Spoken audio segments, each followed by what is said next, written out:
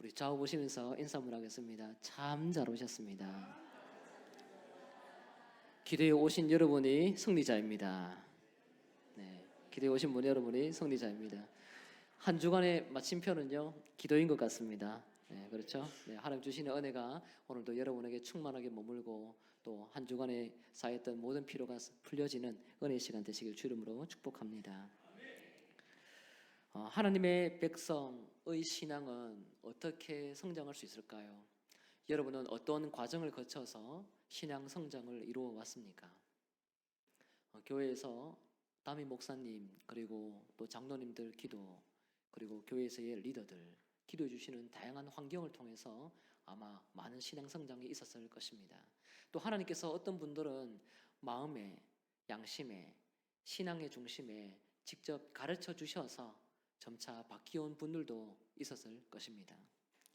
또 이런 경우는 있지 않을까요? 여러분 주변에 믿지 않는 분들이 여러분에게 조금 지도를 잘해줘서 권면을 해줘서 교회 다니는 사람은 조금 달라야 되지 않나 이렇게 조금 의식을 하게 만들면서 이방인의 도움을 받아 우리 신앙이 조금 더 나아진 부분도 있지 않나 생각이 듭니다.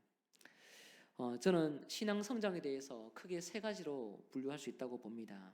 하나는 하나님께서 감동을 주시는 것, 그리고 두 번째로 하나님께서 내 안에 신앙을 훈련시킬 수 있도록 누군가를 붙이시는 환경이 있다는 것, 그리고 세 번째로 우리가 알지 못하는 믿지 않는 불신자를 통해서 우리를 지도하는 것입니다. 대체로는 경건의 모습들을 통해서 신앙 성장이 있습니다.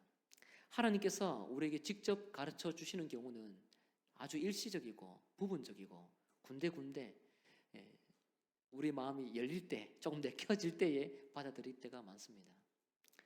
이방인이 우리를 지도하는 것도 많지는 않습니다. 그러나 사실 우리의 신앙이요, 이방인하고 더불어 살다 보면 그들을 의식하면서 조금 더 나아야지, 조금 더 반듯해야지 라는 생각을 가지면서 하나님 앞에 성장하는 경우들도 많습니다. 여러분은 이 세 가지 중에 어떤 부류에 속하는지 한번 돌아보십시오. 하나님은 항상 우리 안에 직접적으로 또 믿는 사람들을 통해서 말씀하시기도 하지만 전혀 예상하지 못했던 근접한 이방인을 통해서도 여러분을 많이 교육을 시켰을 것입니다.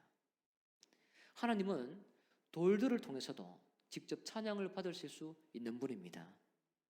그러니 이방인을 통해서 우리를 교정하고 우리를 지도하는 것에 전혀 모자라지 않게도 여러분을 인도해 나가신다는 사실을 기억하시길 바랍니다.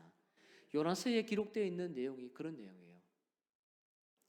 요나서는 요나가 하나님의 말씀을 받아서 니느웨에 가서 심판을 전해야 함에도 불구하고 그 말씀을 실어서 도망가는 내용이 기록되어 있습니다. 그래서 어떻게 보면 국수주의에 갇혀 있고 요나의 신앙이 왜 이것밖에 안 돼? 라고 느껴질지 모르지만 그러나 요나가 도망가는 가운데 이방인을 통해서 오히려 요나의 신앙이 얼마나 바닥인지 이방인이 더 얼마나 아름다운지를 우리에게 가르쳐주는 내용이 요나서이기도 합니다.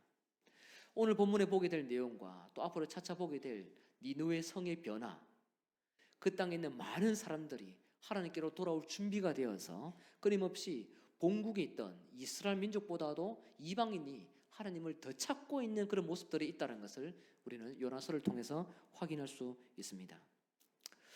오늘 저는 여러분과 함께 요나의 신앙과 이방인의 신앙이 굉장히 이질적으로 다르지만 어떻게 이 요나가 바닥으로 내려가고 또 이방인은 신앙 위로 상승하고 있는지를 여러분과 좀 나누고자 합니다.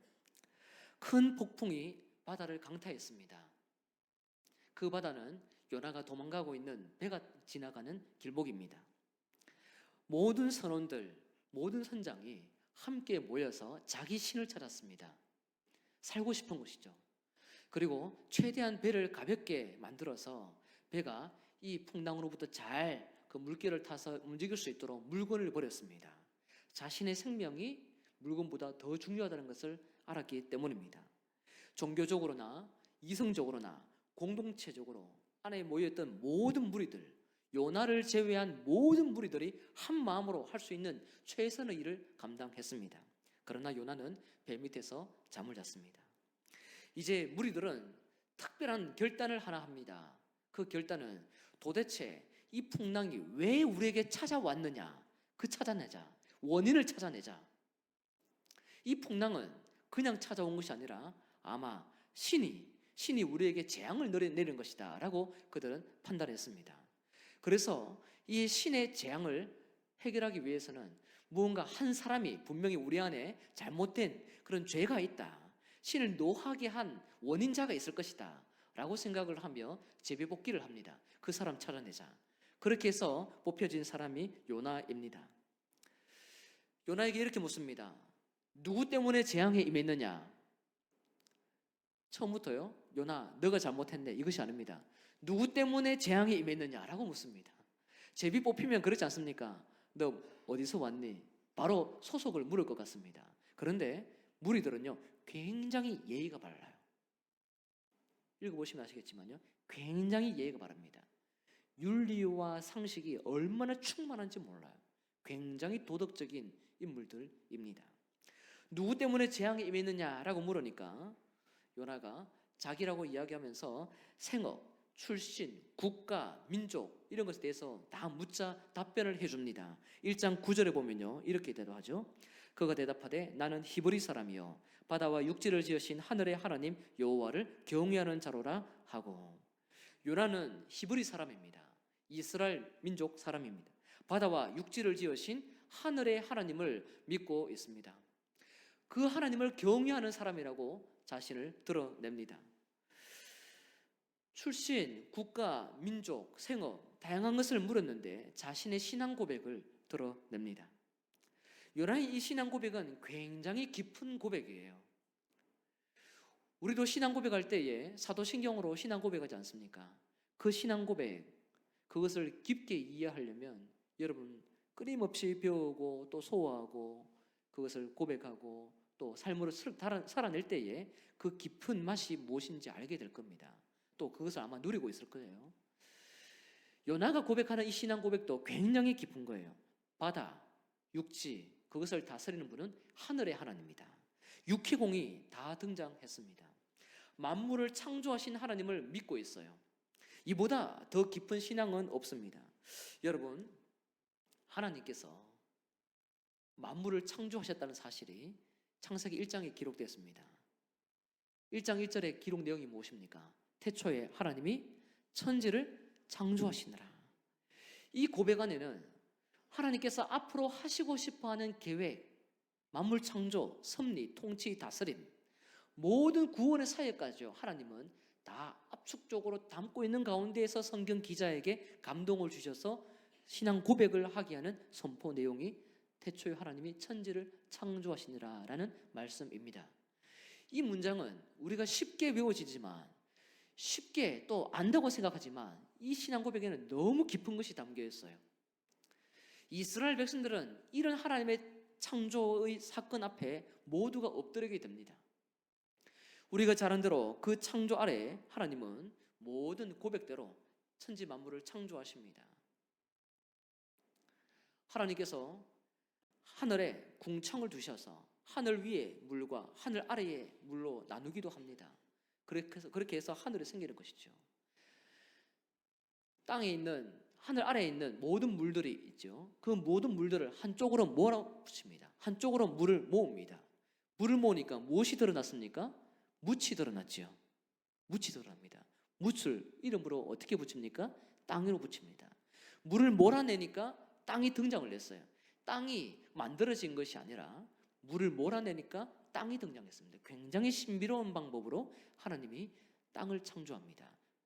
어떻게 보면 물과 땅이 섞여 있는 가운데서 물을 몰아내니 원래 숨어있던 땅이 드러난 것이지요. 그것이 무질서에서 질서로 만들어 나가는 하나님의 창조 계획이었습니다.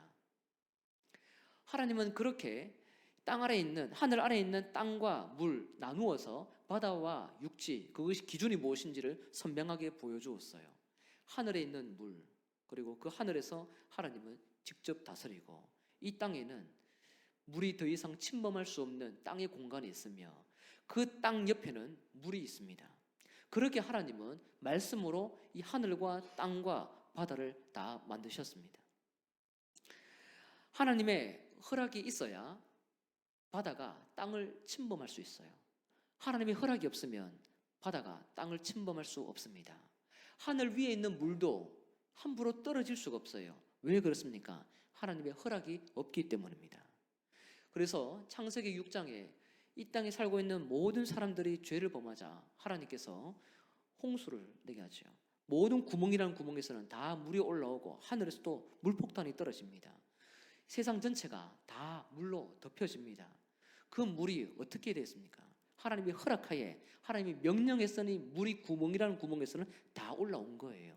하늘에서 움직이지 않았던 그 물 자체도 땅으로 내려서 올 수밖에 없었습니다. 하나님은 허락하셔야 하늘에 속해 있는 물과 땅 아래 있는 물이 움직이게 되어 있어요.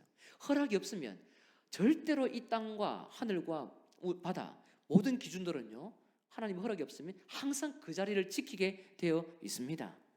우리 삶 가운데도 나타나고 있는 좋은 현상, 감사한 현상, 아픈 현상, 슬픈 현상은 하나님의 허락이 없이는 절대로 나타날 수가 없습니다. 슬프지만 그게 사실이에요. 하나님께서는 모든 바다, 그리고 땅, 하늘, 이것을 직접 통치하시는 통솔자이십니다. 그분이 직접 만드시고 그분이 직접 통치하시는 분이에요. 그 하나님은 만물의 주인이십니다. 요나가 고백하고 있는 신앙 고백이 이것입니다. 바다와 땅, 바다와 육지, 이것을 다스리시는 하늘의 하나님을 내가 믿고 있다. 그것은 곧 창조를 하시고 다스리시는 하나님, 그 하나님 자신을 내가 믿고 있다는 것입니다. 이것보다 위대한 고백은 구약에 있을까요? 이 고백이 가장 중요했기 때문에 하나님은 성경 기자를 통해서 창세기 1장 1절에 하나님이 태초에 천지를 창조하시느라 하시면서 못을 박아 두셨습니다. 이 훌륭한 고백을 지금 요나가 하고 있습니다. 요나의 신앙 고백은 깊습니다. 그런데 문제는 요나는 신앙 고백은 깊지만 하나님을 두려워하지 않습니다. 하나님을 두려워하는 마음이 없어요. 신앙 고백을 잘하는 것과 하나님을 두려워하는 것은 같아야 되는데 항상 다르게 움직였던 사람이 요나서에 등장하는 요나입니다. 신앙 고백이 훌륭해도요, 하나님을 두려워하지 않을 수도 있어요. 성경 공부를 열심히 해도 삶으로 그 하나님을 두려워하지 않으면 말짱 꽝이 될 수 있습니다. 물론 꽝이 되기 전에 실천을 해야죠. 열심히 배우고 훈련을 받아야죠. 그러나 중요한 것은 아무리 머리에 하나님에 대한 지식을 담아넣더라도 그 지식이 가슴으로 내려오고 손발로 내려오고 삶으로 이어지지 못한다면 그것은 이방인이 하나님에 대해서 조금 알고 있는 것보다도 더 못한 고백이 될 수 있다는 것을 기억해야 합니다. 요나의 신앙 고백이 반듯하려면 땅 위에 건재하는 니느웨는 땅 위에 있지 않습니까? 땅 위에 건재하고 있는 이 니느웨도 통치하시는 분이 하나님이라는 것을 믿어야 합니다. 자기가 싫어서, 하나님 뜻이 싫어서 도망가는 한에 있어도 그 안에 숨어있는 한 명, 그리고 그 땅 자체에 대해서 하나님이 사랑하고 있고 통치한다는 것 자체에 대해서도 믿어야 되는 것이 그의 고백이어야 합니다. 그러나 그런 믿음은 거부해버렸죠. 사실 우리에게도 신앙 고백을 늘 공예배 때마다 사도신경으로 잘합니다. 사도신경은요, 우리 모든 믿는 자 공교회를 거룩한 교회로 불러주신 삼위일체 하나님의 신앙 주체자를 높이는 것이고, 그것을 믿는다는 절대적인 그 기준을 가지고 함께 모이는 곳이 바로 교회입니다. 그 고백이 없으면, 그 고백을 할 줄 못하면, 안 믿으면 거룩한 성도라고 말하기 어렵습니다. 이단이 돼요. 교회에는 신앙 고백이 너무나도 중요합니다. 이것을 끊임없이 배워야 하고, 하나님의 말씀에 대해서도 이 신앙 고백이 얼마나 풍성한지 성경 자체를 배워나가는 것은 너무나도 중요합니다. 어제의 신앙 고백과 어제에 갇혀있는 그 지식으로 오늘 동일하게 하나님을 우려먹으면서 하나님을 사랑하면 안 됩니다. 하나님을 사랑하면요, 끝까지 하나님을 알기 위해, 친근하기 위해 노력을 해야 합니다. 여러분, 함께 살고 있는 우리 동거인 있잖아요. 그렇죠? 우리 남편 사랑하고 아내 사랑하지 않습니까? 네, 자녀도 사랑하고 부모님 사랑하고 다 사랑하잖아요. 멀리 떨어져 있어도 사랑하면서 지내지 않습니까? 사랑하더라도 다 알고 있는 것처럼 보이지만 정작 장로님 다 모르시잖아요. 그렇죠? 예, 저도 다 모르거든요. 다 안다고는 하지만 쉽게 젊은 사람은 부모님을 다 안다고 생각을 해요. 자기 인생에 대해서도 다 할 수 있다고 생각합니다.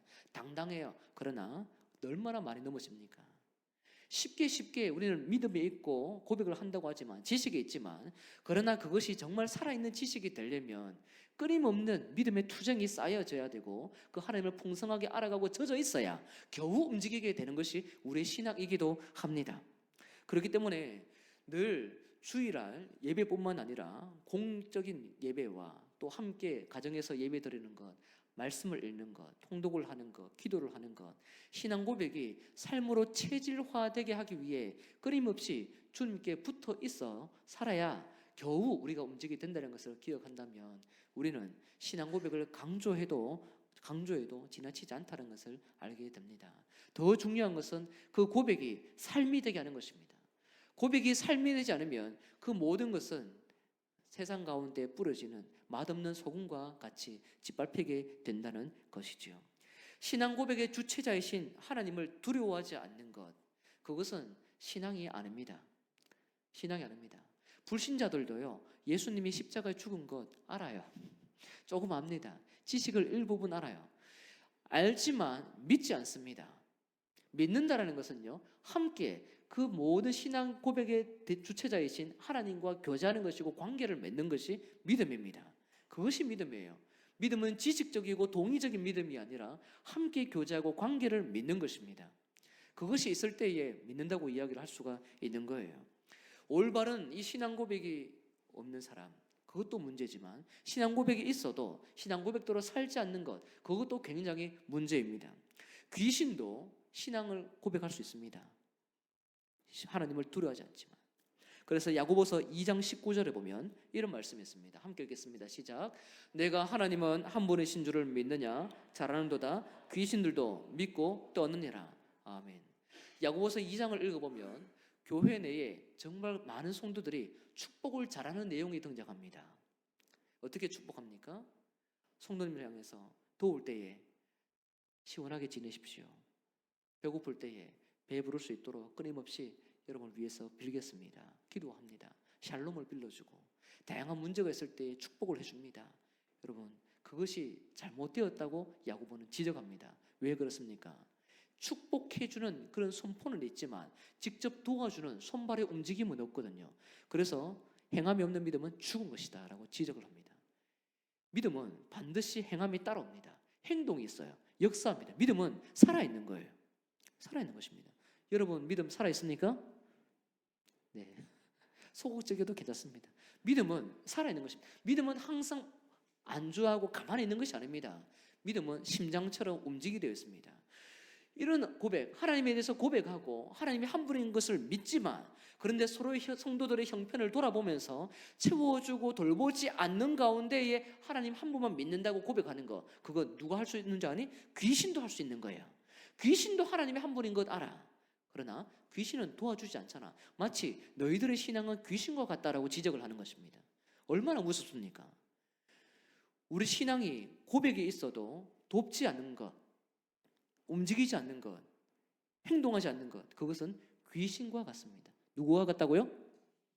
귀신. 한번 따라볼까요? 귀신. 이 사투리 아닙니다. 귀신입니다. 얼마나 무섭습니까? 거룩한 하나님의 백성으로 부름받아서 하나님과 동행하며 신앙 고백을 한다고 생각해 왔는데, 지금 이런 요나처럼 훌륭한 신앙 고백은 하지만 정작 전혀 움직이지 않고 하나님을 떠나서 신앙 고백이 주인이신 그 하나님이 니느웨도 사랑할 수 있다는 그 여지가 있음에도 불구하고 그 땅 자체에 대해서 멀리하고 있는 것, 신앙 고백으로 또 굉장히 이탈한 요나의 모습입니다. 사랑하는 성도 여러분, 우리는 하나님에 대해서 지속적으로 알아가야 하고 배워가야 합니다.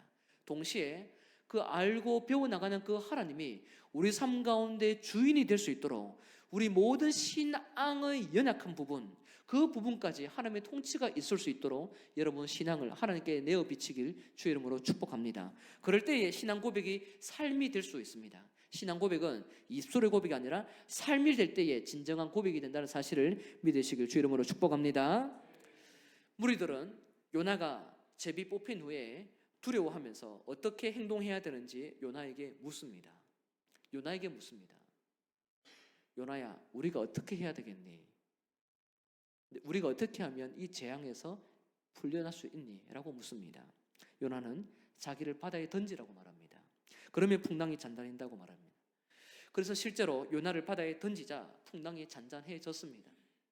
요나는 풍랑을 잔잔하게 하기 위해 꼭 바다에 자신을 던져야 했을까라는 질문이 생깁니다. 왜 하필이면 바다에 자기를 던져야 했을까? 실제로 요나를 던지니까 풍랑이 잔잔해졌어요. 그것이 답이라고 요나가 알고 있을 수도 있겠지만 그 방법을 취하지 않았어도 하나님은 기꺼이 풍랑을 잔잔하게 하실 수 있는 분이잖아요. 맞잖아요. 한 사람의 생명이 얼마나 귀한데. 요나는 이상한 회개를 한 것입니다. 만약 요나가 회개를 했다면 바다에 자기를 던지라고 이야기하면 안 됩니다.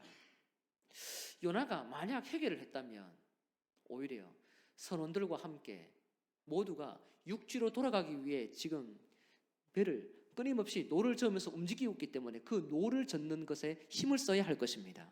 그것이 요나가 할 수 있는 최선이에요.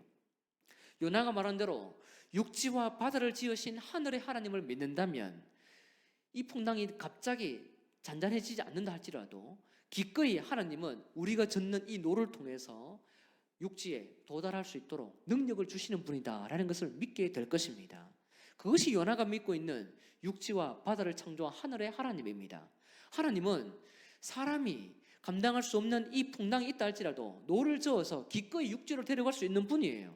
그렇게 해서 이 노를 다시 돌이킬 수 있는 하나님이시기도 합니다. 그는 바다와 죽음을 선택합니다. 굉장히 극단적인 상황을 선택하죠. 끝까지 반항하며 하나님을 거부하고 하나님을 외면합니다. 하나님을 밀어낼 수 있을 만큼 끝까지 밀어냅니다. 니느웨의 회개를 보는 것보다 죽는 것이 더 나은 것처럼 그는 행동을 합니다. 바다에 자기를 던져 극단적인 죽음을 선택하는 것, 이것이 사실 회개가 아님에도 불구하고 신기하게 하나님은 풍랑을 거두십니다. 왜 거두었을까요? 제가 묵상한 바로는 나머지 이방인들을 살리기 위함이지 않을까 생각이 듭니다.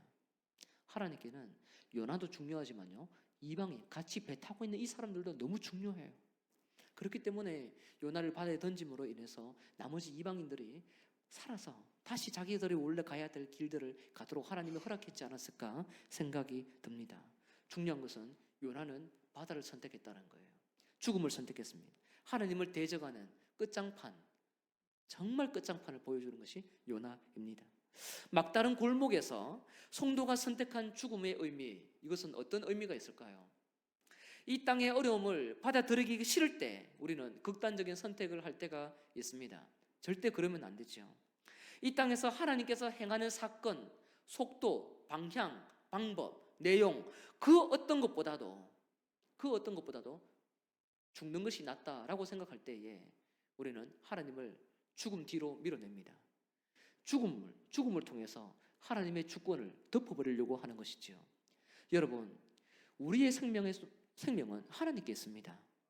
하나님께 있기 때문에 이 죽음이라는 것을 선택하는 것은 하나님의 주권 자체를 뛰어넘는 교만한 행동입니다. 이것을 기억해야 됩니다. 요나는 이 죽음을 통해서 하나님의 주권 자체를 뛰어넘었습니다. 사람이 선택할 수 있는 목숨을 내려놓는 것, 이것보다도 더 하나님 자신을 더 무시하는 행동이 저는 요나가 행동한 바다에 자기를 던지라는 행동이지 않을까 생각이 듭니다. 요나는 극단적인 행동을 굉장히 좋아하는 사람이에요. 오늘 본문뿐만 아니라 4장 3절에도 가면 하나님이 니느웨를 용서하는 장면을 보고 내 생명을 거두십시오. 나는 죽는 게 낫습니다. 라고 고백합니다. 죽음을 좋아하는 사람이에요. 4장 8절에 가면 요나 위를 덮었던 박넝쿨, 이 박넝쿨을 벌레를 통해서 갉아먹게 하자 태양의 빛이 너무 뜨거워서 요나가 어떻게 말합니까? 하나님, 나 죽는 게 낫습니다. 라고 고백합니다. 요나는 끊임없이 극단을 좋아해요. 요나는 굉장히 감정적인 사람입니다. 자기가 생각한 이념, 사상, 신앙관, 맞지 않으면 기꺼이 죽음을 통해서 하나님을 뛰어넘으려고 합니다. 뛰어넘었습니다. 물론 바다에 들어가서도 하나님은 찾아오셨지만요. 순간순간 니느웨가 돌아오면서도 하나님께서 행하신 그 사건 자체에 대해서 왜 그렇게 하나님을 사랑하십니까? 라고 어떻게 보면 하박국 선지자처럼 물어야 됨에도 불구하고 묻지 않고 끝까지 하나님의 선택을 밀어내는 사람입니다. 더워서 죽겠다고 극단을 선택하려고 했던 사람이기도 합니다. 요나의 죄는 하나님이 정해놓은 그 선을 넘는 행동이에요. 앞에서 말씀을 드린 것처럼 하나님께서 허락하시면 바다가 땅의 경계를 넘어올 수 있습니다. 하나님이 허락하지 않으면 바다는 절대로 땅에 침범할 수가 없어요. 하늘에 있는 물도 하나님이 허락하지 않으면 함부로 하늘의 물은 이 땅으로 떨어지지 않습니다. 하나님께서 창조하신 사건은 하나님의 허락하에 모든 만물이 움직이게 되어 있어요. 생명은 그렇게 움직입니다. 그런데 이 생명을 거두고 생명을 죽음으로 내모는 것, 그것은 하나님께서 정해놓으신 선 자체를 무시하는 행동입니다. 창조주 하나님, 바다와 육지를 창조한 하늘의 하나님 자신을 믿고는 있지만 그 하나님을 완전히 거스르는 행동이 바로 요나가 선택한 행동입니다. 악독이 충만했던 니느웨라고 소개되었던 1장 1, 2절의 고백. 악독이 충만했던 니느웨, 오히려 니느웨가 아니라 요나가 악독이 충만한 사람처럼 등장하고 있습니다. 요나는 신앙 고백과 반대적인 행동으로 움직이고 있어요. 끊임없이 고백과 반대로 움직이고 있습니다. 자신의 계획과 맞지 않으면 감정적으로 격하게 반응하는 요나, 우리의 모습에는 이런 모습이 없나 한번 돌아볼 필요가 있을 것 같습니다. 여러분은 하나님 자비의 속성을 이해하는 것이 쉽게 용납이 됩니까? 아니면 용납이 안 됩니까? 때론 우리 마음이 편안할 때에 우리 기도 제목에 조금 하나님께서 넉넉하게 채워주시고 응답을 해주시면 하나님께서 우리의 마음에 시원하게 해주신다라고 생각하며 하나님 말씀에 순종할 때가 많습니다. 그러나 내가 생각했던 기도의 방향이 있고 또 생각이 있으면 거기에 맞춰서 하나님이 일하지 않으면 우리는 심술이 날 때가 있습니다. 심술이 날 때가 있어요. 그 모든 하나님께서 허락하신 환경을 받는 것은요, 정말 쉬운 것이 아닙니다. 결코 쉬운 것이 아닙니다. 더군다나 우리를 괴롭혔던 그 또 다른 나라에 찾아가서 복음을 전하는 것, 그것만큼 어려운 것이 어디에 있겠습니까? 결코 쉬운 것이 아닙니다. 그러나 하나님은 다양한 모습으로 요나를 설득시켜서 끊임없이 추격하면서 순간순간마다 하나님이 사인을 주심에도 불구하고 그 자신을 밀어낼 때에, 그때에 요나는 하나님께서 정해놓으신 굵직한 선을 넘어버렸습니다. 우리도 이런 일들이 많이 있다는 것이죠. 처음에는 하나님께 원망하고 따지면서 그렇게 숨어버리고 싶을 때가 많습니다. 아니, 도망갈 때가 많죠. 잠시 휴가, 잠시 방학, 잠시 기도 중지, 모든 것 경건 중시. 조금 원망이 쌓이니 조금 풀리면, 하나님 내 감정이 풀리면 돌아오겠습니다 라고 말합니다. 그런데 그 기간이 제법 길어질 때가 있어요. 우리가 생각했던 것은 한 달, 두 달, 딱 3개월이면 좋겠는데 세상에 사단은 절대로 그 틈을 내버려 두지 않죠. 끝까지 사단도 추격합니다. 어떻게 해요? 방학 기간이 길어지도록. 그래서 우리에게 더 큰 시험이 들어와서 요나처럼 잘못된 선택을 하게 되는 경우들도 종종 보게 됩니다. 처음에는 하나님께 원망하고 따집니다. 저 국가는 안 됩니다. 니느웨는 안 됩니다. 북한은 안 됩니다. 러시아는 안 됩니다. 저 사람들은 무조건 안 됩니다. 저 대통령은 안 됩니다. 저 위정자 지난번 했던 사건 있지 않습니까? 끝까지 우리는 밀어내고 싶은 마음들이 많습니다. 도망갑니다. 그런데 하나님은 계속적으로 우리에게 찾아오셔서 우리 마음을 설득하기 위해 노력을 하십니다. 다양한 환경을 허락하셔요. 도망갈 배도 준비해 주십니다. 도망가봐라. 배를 준비해 줍니다. 신기해요. 하나님이 준비한 배가 즉각 찾아올 때가 얼마나 많습니까? 때론 풍랑도 주십니다. 배가 생겨서 굉장히 기쁘게 해서 잘 됐다고 싶지만 졸지에 찾아오는 것은 하나님이 안 되겠다 싶어서 풍랑을 보낼 때가 있습니다. 그런데 그것으로 끝나지 않고 끝까지 모든 것을 잃고 허비하도록, 분실하도록, 아무것도 없는 존재처럼 무질서한 나의 모습이다, 내가 알몸에서 태어난 존재다라는 것을 알도록 끝까지 밑바닥까지 나를 몰고 갈 때가 제법 많습니다. 그렇게 하나님은 우리를 몰고 가십니다. 그때 여러분 꼭 기억하십시오. 처음에는 하나님에 대해서 원망하더라도요, 하나님의 설득하는 작업들이 있으면 그 설득하는 작업을 잘 듣고 반응을 잘해야 그때 우리는 마음과 몸과 영혼이 덜 다칩니다. 그렇지 않으면 극단적인 선택은 안 하더라도 몸이 병들고 마음이 병들고 영혼이 병들어서 하나님께 돌아가고 싶어도 돌아가기 싫어하는 이 강박한 내 마음이 변질되어 있다는 것을 발견하게 됩니다. 그것이 굳어져서 우리 삶의 인격이 되기도 하고, 그것이 결국 내 삶 가운데서 하나님을 떠나게 하는 요인이 될 수 있습니다. 처음에는 원망이지만 나중에는 하나님께서 보내신 그 사인을 멀리했기 때문에 선택이 내가 한 것입니다. 따라해볼까요? 원인은 하나님이었지만 선택은 내가 한 것이었다. 그래서 우리가 다칠 수 있다라는 것이에요.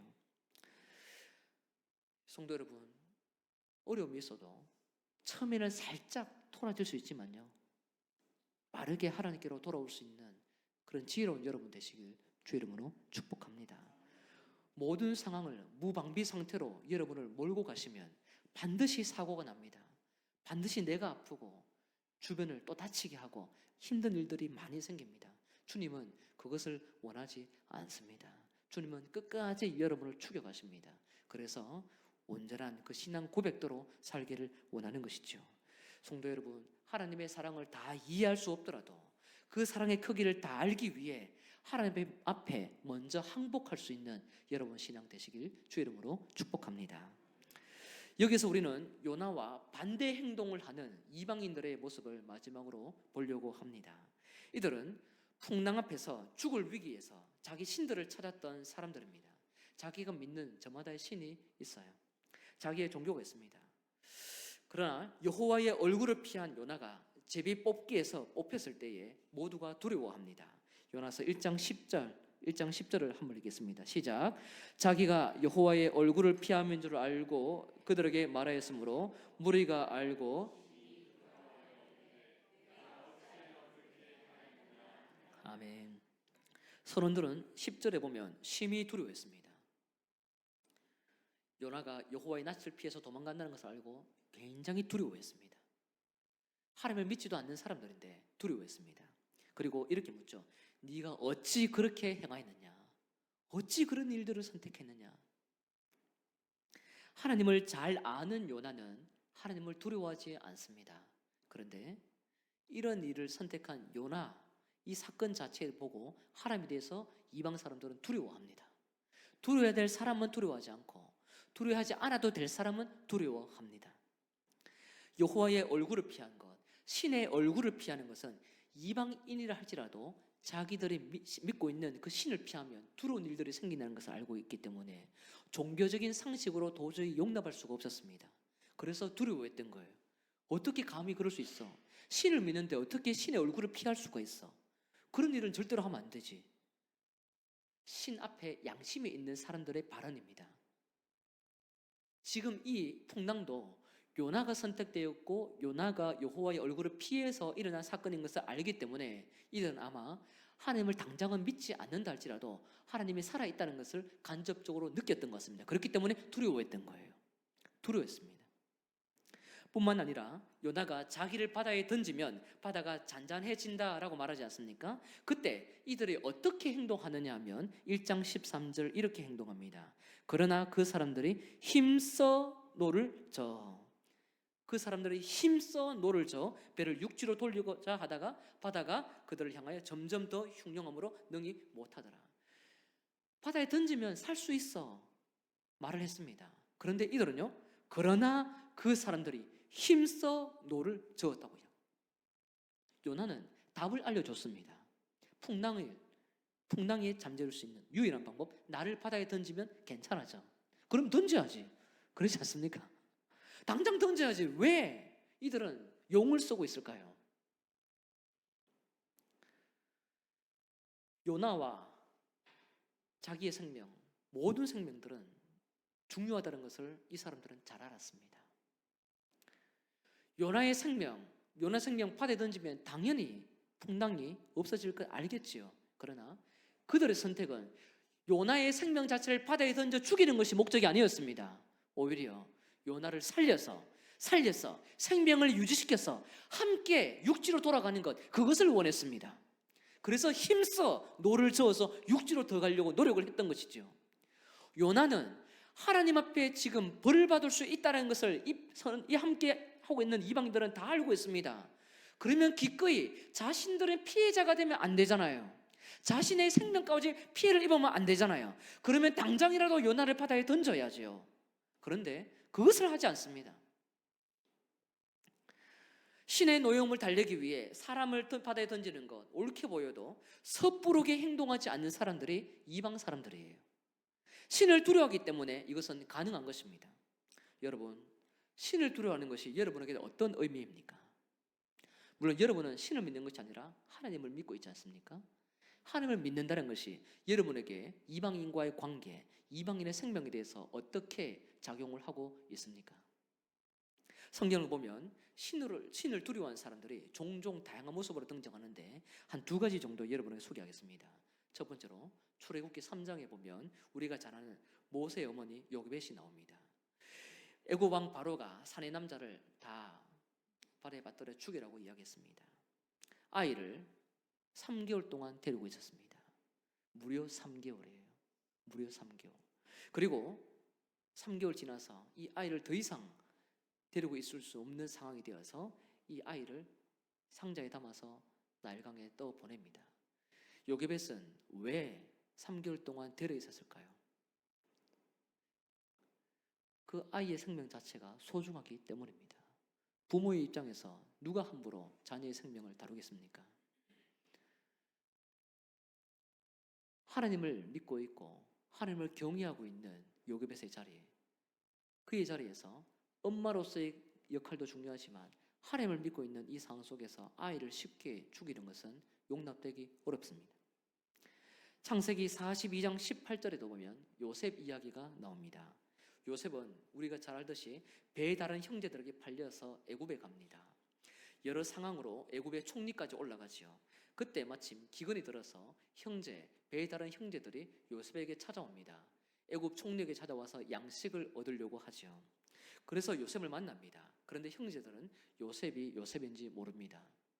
요셉은 베냐민을 보기 위해서 형제들을 잠시 감옥에 가둡니다. 베냐민을 데려오라죠. 그러면서 이런 말을 합니다. 나는 하나님을 경외하노니 너희는 이같이 하여 생명을 보존하라. 나는 누구를 믿는다고요? 하나님을 경외한다. 여호와가 아니고 하나님을 경외하노입니다. 여호와라는 단어는 언약, 약속과 관련된 단어예요. 하나님이라는 단어는 일반적인 능력, 참 신을 의미할 때 하나님이라는 단어를 씁니다. 요셉은 언약의 하나님 여호와를 소개하는 것이 아니고요, 그 사람들이 알만한, 이방인들도 알만한 단어를 사용합니다. 그 단어가 하나님이에요. 나는 하나님을 경외하는 사람이야. 그래서 하나님을 경외하니까 내가 알려준 이 방법으로 베냐민 데려와. 그리고 잠시 감옥에 있어 하면서 자신은 생명을 보존할 수 있다, 생명을 보존시킬 수 있는 그런 신을 두려워하는 사람이다 라고 고백합니다. 신을 경외하는 사람, 신을 두려워하는 사람, 신을 믿고 있는 사람은요, 무엇을 공통적으로 구약에서 기준을 가지고 똑같은 방법을 취하느냐면요, 생명을 보존시키는 사람입니다. 한번 따라볼까요? 하나님을 경외하면 생명을 소중히 다룬다. 사람의 생명을 함부로 다루지 않는 사람이 신을 경외하는 사람입니다. 여러분, 누군가의 죄 때문에 공동체에 재앙이 생긴 것을 보신 적이 있습니까? 그때 여러분은 어떻게 반응하겠습니까? 저 사람 더 이상 있으면 안 돼. 오늘 본문 같으면 요나 절대 우리 배에 있으면 안 돼. 바로 자기 입으로 말한 것이니까 바로 바다에 던져. 이렇게 말해야 정상이지 않습니까? 정상입니다. 그런데 그런 모든 행동을 철저히 하지 않습니다. 그들은 하나님을 계속적으로 두려워합니다. 정말 신중하게 노력합니다. 그 노력이 무엇입니까? 육지로 돌아가기 위해 더 배를 젓는 것입니다. 더 놀아가지고 젓는 것이. 얼마나 한 사람 때문에 이 선원들 모두가 지금 고생하고 있습니다. 그러나 요나가 알려준 방법대로 절대 취하지 않고 요나의 생명을 소중히 다루기 위해 최선으로 노력하고 있습니다. 사람을 살리는 사람은요, 무례하게 말하거나 무례하게 행동하지 않습니다. 여러분, 자녀들을 양육하다 보면 꼭 속을 썩이는 자녀 한 명씩 있지 않습니까? 아이들 다 좋지만 꼭 가끔씩 속을 썩일 때가 있어요. 또 시간 지나면 믿었던 아가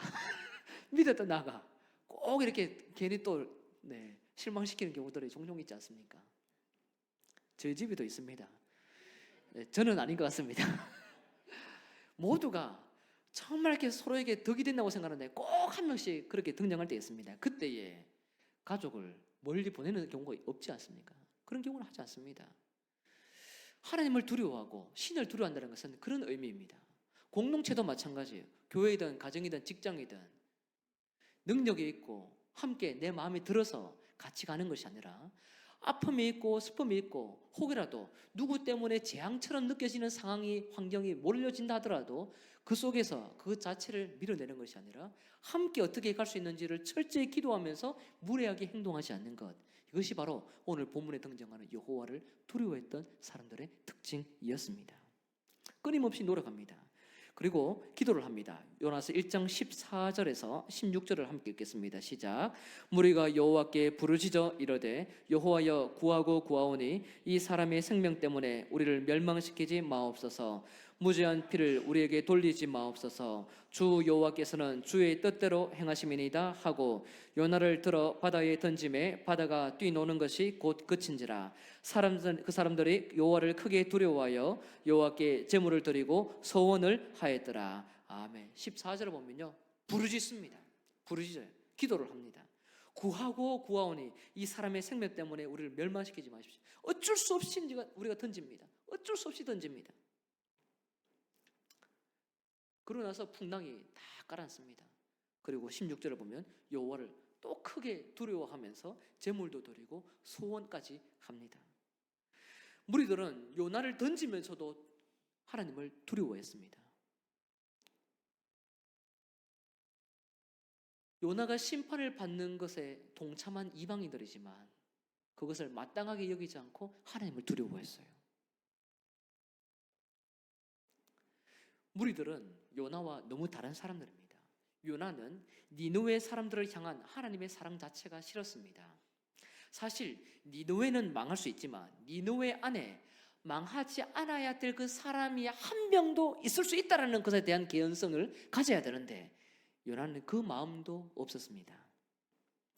요나는 니느웨에 혹시 무고한 사람이 심판받을 수도 있다는 것을 기억하면서 그 한 사람을 찾아가기 위해 힘을 써야 되는데 그 한 사람에 대해서도 무시했습니다. 그러나 무리들은 어떻습니까? 무죄한 피를 흘리는 것을 원하지 않았습니다.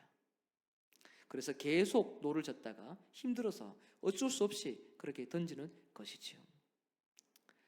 하나님은 무죄한 사람을 죽는 것을 싫어하십니다. 항상 심판 자체를 하나님은 좋아하지 않습니다. 여러분, 모든 공동체가 한 가지 비슷한 특징이 하나 있습니다. 그것은 대다수를 위해서 한 사람을 희생시키는 거예요. 대다수를 위해서 한 사람을 희생시키는 것. 다수결의 의미가 거기에 있지 않습니까? 물론 이 다수결을 통해서 보편적으로 함께 하나님께서 행하시는 그 의미를 추종하고 따라가는 선택은 너무나 중요합니다. 그런데 때론 어떤 한 사람을 버리는 것, 그것에 대해서 가볍게 여기고 당연히 마땅하다고 여기며 움직이는 것, 그것은 과연 성경적일까 생각이 듭니다. 그 어떤 것도 사람의 생명, 사람의 가치, 사람의 권리에 대해서 가볍게 여기라는 율법은 없습니다. 오히려 율법은 우리로 하여금 연약한 자들, 소외된 자들, 아픈 자들, 그들의 모든 연약함까지 껴안고 희생될 것을 요청합니다. 누구에게요? 무리들에게, 백성들에게 요구합니다. 한 사람도 열애되지 않도록, 소외되지 않도록 하나님의 법이 누구를 향하고 있냐면요, 공동체가 아니라 그 한 사람에게 주목을 하고 있습니다. 그것이 율법의 의미입니다.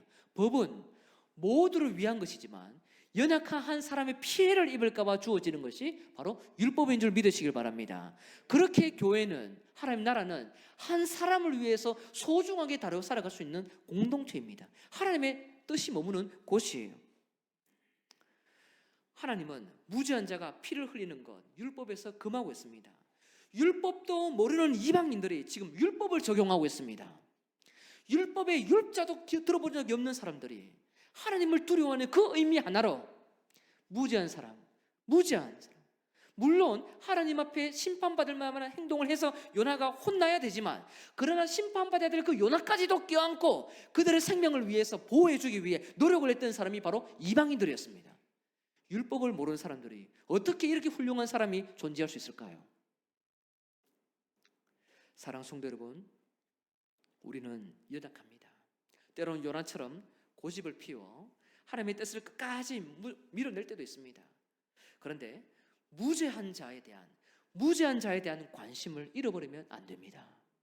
꼭 기억을 하십시오. 꼭 기억을 하십시오. 혹여라도 우리 공동체에 무죄한 자가 외면을 당하고 있는 것은 아닌가 늘 돌아보아야 합니다. 니느웨와 같이 심판받아야 할 만한 충분한 이유가 있다 할지라도 그 한 사람을 찾아서 함께 내 생명을 희생하든 내가 고생해서 노를 더 젓는 한이 있어도 그 사람을 품기 위해 내가 노력을 하고 있는가, 우리는 얼마나 그 일을 위해 충성하고 기도하고 있는가 돌아보아야 할 것입니다. 하나님께서 그 한 사람에게 주목하고 있기 때문에 우리도 마땅히 주목해야 합니다. 뇌 권리, 공동체의 권리가 중요하지만 동시에 때론 실수를 하고 때론 아픔이 있고 때론 죄를 저질러서 함께 가기 어려운 그 사람이 있다 할지라도 그 사람이 자녀이건 성도이건 교회뿐만 아니라 직장인이라 하더라도 함께 우리는 품어주어야 될 자격과 책임이 우리에게 있다는 것이지요. 그 일을 위해서 요나가 움직여야 되는데 요나는 중지했습니다. 그냥 자기 자신을 바다에 던졌습니다. 자기밖에 모르는 거예요. 모두를 위해서, 그 한 사람을 위해서 니느웨에 가야 될 사람이 자기밖에 지금 모르고 있는 것입니다. 요나가 죄를 지었다 하더라도 그의 생명을 존대해주며 끝까지 품어주는 이방인들의 이 모습은 우리에게 좋은 귀감이 됩니다. 사랑하는 성도 여러분, 우리 안에 주님이 주기를 원하시는 마음, 주님의 사랑이 그 한 사람이 사랑받아야 된다는 것이 아니라 우리가 오히려 하나님의 사랑을 더 크게 받아야 된다는 것을 기억하면 좋겠습니다. 때론 실수하고 때론 죄를 지어도 우리가 넉넉히 품고 넉넉히 이해하고 우리가 오히려 조금 더 희생할 준비가 되어 있다면 기꺼이 주님은 여러분을 통해서 믿음의 공동체를 더욱 세워나가게 될 것입니다. 이방인은 요나와 함께 배를 탄 선원들은요, 요나를 밀어내지 않았습니다. 기억하십시오. 그것이 하나님이 일해 나가시는 방법입니다.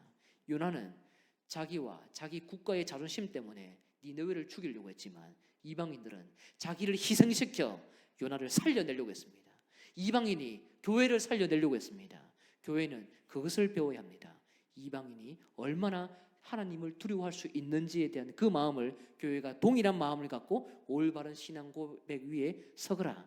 이것을 이방인이 우리에게 끊임없이 메시지를 주고 있다는 말씀이지요. 말씀을 정리합니다. 사랑하는 성도 여러분, 하나님의 말씀은요, 하나님의 말씀은 말씀을 잘 안 듣는 그 사람이 들어야 될 것이 아니고 말씀을 잘 지키고 있다 하더라도 더 넓은 마음을 품기 어려운 내가 받아야 될 말씀이라는 것을 기억하십시오. 그래서 우리가 넓어져야 또 다른 누군가를 더 품고 우리가 노를 저으면서 수고할 수 있는 그런 충성된 모습으로 공동체를 세워나갈 수 있게 되는 것입니다. 우리 세 문장을 함께 읽고 마치도록 하겠습니다. 시작. 입술에서 삶으로 이어지는 신앙 고백, 끝까지 추격하시는 하나님 앞에 항복할 수 있는 용기, 이방인들을 통해 교회를 지도하시는 하나님의 은혜. 이와 같은 이 세 가지 문장의 내용들이 여러분 삶에 충만해서 우리 교회가 은혜롭고 여러분 가정과 직장과 이 국가가 은혜롭게 회복되기를 주의 이름으로 축복합니다.